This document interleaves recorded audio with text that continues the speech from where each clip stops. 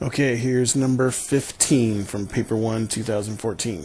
All right, small manufacturing company makes and sells machines each month, and that's represented with X. The monthly cost, C, in dollars of making X machines is given by this. So here's your cost function.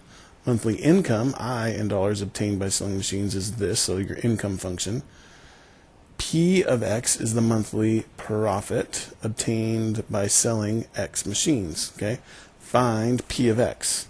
So profit is always going to be your income minus your cost, right? So it's basically going to be this 150x minus 0.6x squared.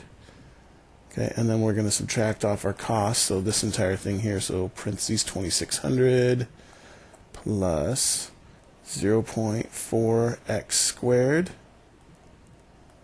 right?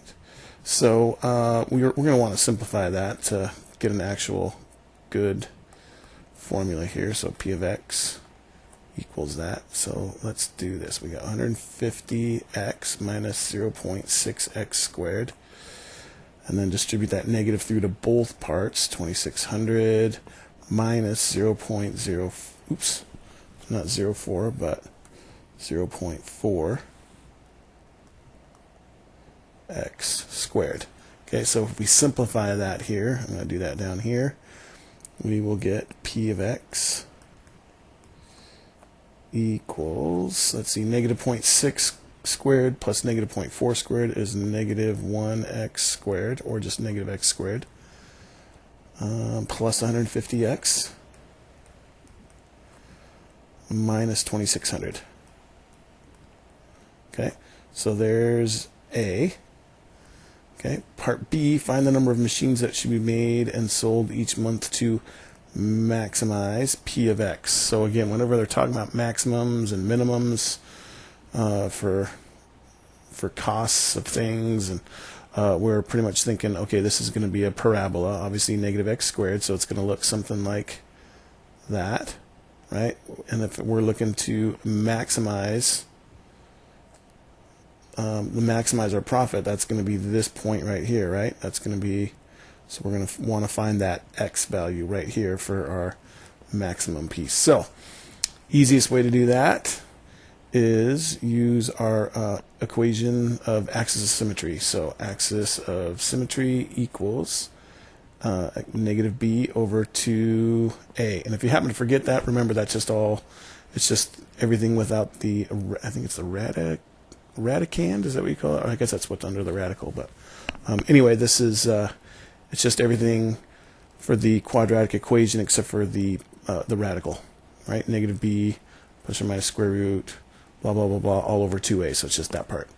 All right, anyway, let's see, so in this case here, a equals negative 1, b equals 150, and we're not concerned about c, but that would be negative 2600. So if we're figuring this one out here, we get negative 150 over 2 times negative 1. So that gives us negative 150 over negative 2, which gives us 75. So we need to sell 75 machines to maximize our profit. Okay, and again, remember all this is written down here. There's just not enough space to show that here. Okay, and then part C, use your answer to part B to find the selling price of each machine in order to maximize the profit. So again, this here is we found the x coordinate. Now this part here, the y coordinate here is going to give us the answer for this here.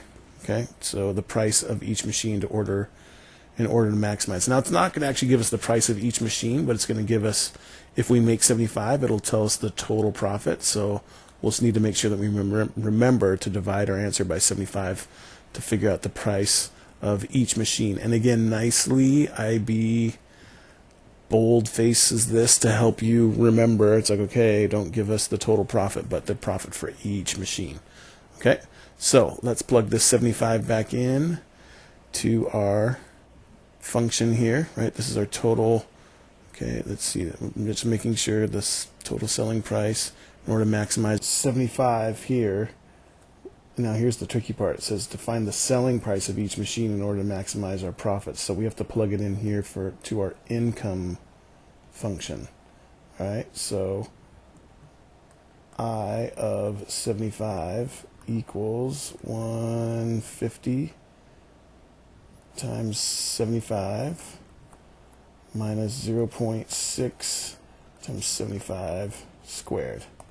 All right, so let's plug that in, and we get 150 times 75 minus 0.6 times 75 squared gives us 78.75.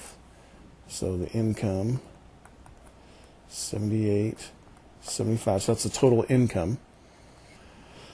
So we'd want to figure out, we got to take the 78.75. We got to divide that by 75 because again it's each machine. So you do that, and we take that and divide by 75, and we get 105. Okay, so we want to sell each one of those things for $105 in order to maximize our profits. All right? Okay.